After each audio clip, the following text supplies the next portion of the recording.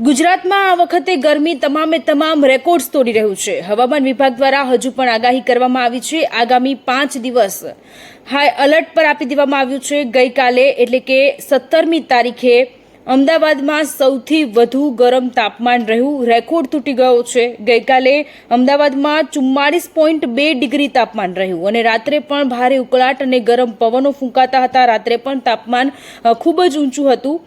બીજી બાજુ હજુ પણ આગામી 5 દિવસ આ જ પ્રકારની સ્થિતિ રહેવાની છે। બપોરના સમયે ઘરની બહાર ન નીકળવાની અપીલ છે। 22 મે 45 ડિગ્રીએ તાપમાન પહોંચે તે પ્રકારની પણ સંભાવનાઓ છે અને સોમ, મંગળ, બુધ એ તારીખોમાં 43 થી 44 ડિગ્રી હજુ પણ તાપમાન રહેવાનું છે। એટલે કે હીટ સ્ટ્રોકની કેસની સંખ્યા છે તેમાં પણ સતત વધારો થઈ રહ્યો છે। સતત પાણી પીવું જોઈએ, લીંબુ શરબત પીવું જોઈએ, આ પ્રકારની એક માર્ગદર્શન પણ આ પહેલા વિડીયોમાં મેં જાહેર કરેલું છે કે હીટ સ્ટ્રોકથી બચવા માટે શું શું કરવું જોઈએ, તો તે તમામ જે સૂચનો છે તેનું પાલન કરવું જોઈએ। આ સાથે ખાસ કરીને નાના બાળકો અને વૃદ્ધોને ગરમી અને લૂ સતત લાગી જતી હોય છે ને એ લોકો વારંવાર બીમાર થતા હોય છે, એટલા માટે એ લોકોનું પણ ખાસ ધ્યાન રાખવું જોઈએ।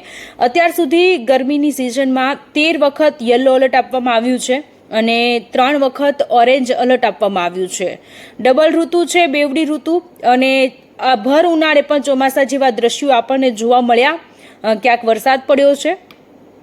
ડબલ ઋતુના કારણે પણ ઘણા બધા રોગચાળો વકરી રહ્યો છે। રોગચાળાની કેસની સંખ્યામાં પણ સતત વધારો થઈ રહ્યો છે। એટલા માટે ચોક્કસથી હું કહી રહી છું કે જ્યારે પણ તમે ઘરની બહાર નીકળો છો, જો કે બપોરના સમયે ઘરની બહાર નીકળવાનું ટાળવું જોઈએ। જે લોકો કામ કરતા હોય છે એ લોકોએ પણ ખાસ થોડું પોતાના શરીર માટે પણ ધ્યાન રાખવું જોઈએ, શરીરને પણ પ્રાયોરિટી આપવું જોઈએ અને આ સાથે જે પણ માર્ગદર્શન જાહેર કરવામાં આવે છે તે તમામ માર્ગદર્શનનું પાલન કરવું જોઈએ। તો સખત ગરમી છે અને આ ગરમીની વચ્ચે તમે તમારું અને તમારા પરિવારનું ખાસ ધ્યાન રાખજો।